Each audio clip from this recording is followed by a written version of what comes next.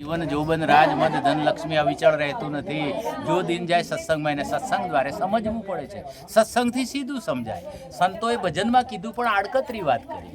જ્યારે એમાં વાણી શબ્દો ખાઈ જાય, પ્રાસ બેહાડે, અને ભજનમાં કેવા કોઈક બજૈયા હોય, કોઈ ગવૈયા હોય, કોઈ રાગીણી કરનારા, તો કોઈ ઠઠ્ઠા મજાકવાળા હોય. આપણને શબ્દ સમજાય નહીં. ભજનમાં અહીં ભૂલ પડે.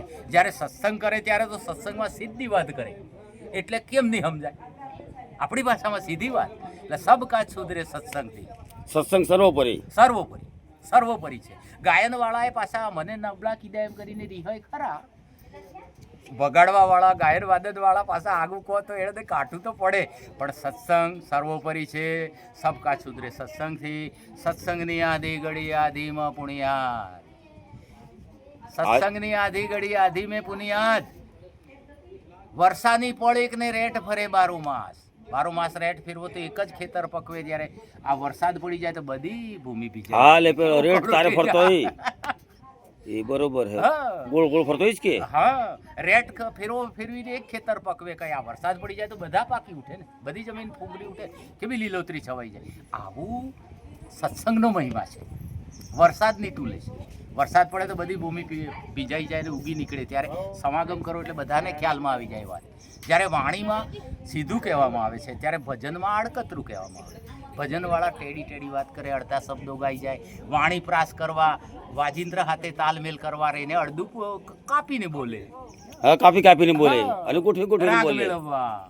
ગોઠવીને એટલે આપણે એમાંથી સમજવા જઈએ તો સમજાતું નથી, ઓછું સમજાય. સમજીએ તો ઉલટું થઈ જાય છે. આવું છે સાહેબ.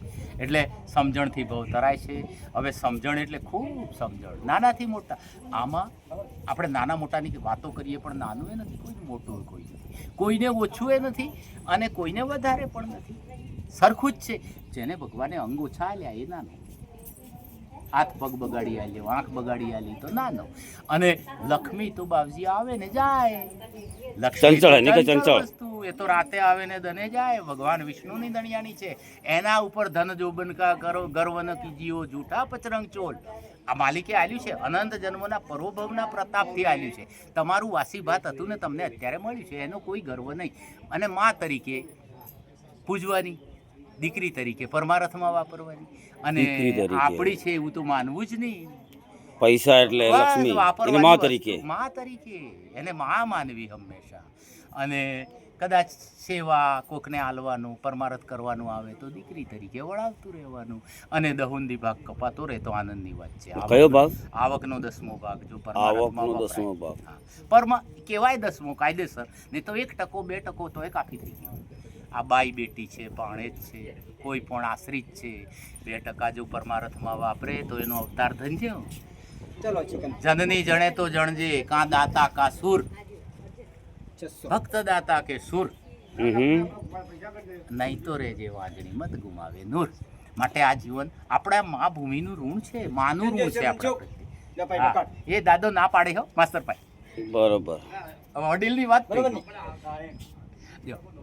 માના કુખે રહ્યા, માના કુખે ઊંધા મસ્તકે માનું ઋણ આપણા ઉપર આવી ગયું. નવાડા તો વાળ્યા ખવાડ્યું, એ માનું ઋણ એટલે દેવું એક પ્રકારનું. પછી સમજ્યા ત્યારથી આ ભૂમિમાંનું ઋણ, એમાંથી અન્ન ઉપજ્યું ને આપણે ખાધું. અને આ પિતૃઓનું છે. આ શરીર કોનું છે? પિતૃઓનું, આપણું નથી.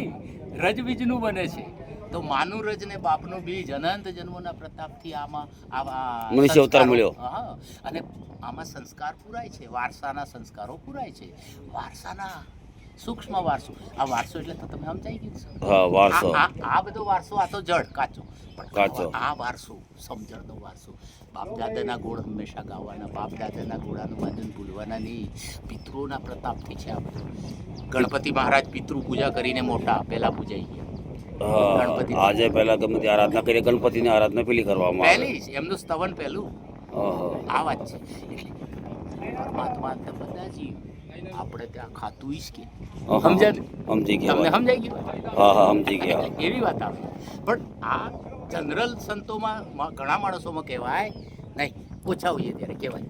હા મુસાઈ હતો આગી વાત થાય નહીં તો પેલું કહેવાય તો પાછું પેલું કે આ મારી વાત કાપીને આની બદારી એમ થાય પાછા ભજનમાં આવતા બંધ થઈ જાય એ તો પરિવાર હાચવી લઈ જાય ભજન એટલે પેલું સત્સંગનો મહિમા પાછો થોડોક વધારવો એ પડે એમાંથી સુધરી આવે છે અને ઊંચે પાણી ના ટકે નીચે જઈ ઠેરે એનો મતલબ નમ્રતા નમ્ર ગુણી હવે નીચા હોય એ ભરી પીવે ઊંચા તરસ્યા જાય એટલે ઊંચાઈ હાની દુર્ગુણોની અહંકારોની કુસંસ્કારિતાની અને સંસ્કાર સજ્જનતા અને નમ્ર ગુણી હોય તો એને આ વાત સીધી બેહી જાય અને પેલી વાર લાગે અથવા ફરી જાય એટલે પાત્ર બન્યા વિના પ્રથમ તો કામ લાગતું નથી આ તત્વજ્ઞાનનો વિષય છે આધ્યાત્મિક છે તુલસીદાસે બ્રહ્મ કીધું જ્ઞાન. તુલસીદાસે અને કબીર સાખી બી આવે હે હા તુલસી દયા ધર્મ કા મૂલ હે પાપ મૂલ અભિમાન. તુલસી દયા ન છાંડીએ જબલક ઘટમાં પ્રાણ છક સુધી ચેક સુધી છેક સુધી એક પાહે મારી તે લે આડે બીજે પાહે મારતો જાને ભાઈ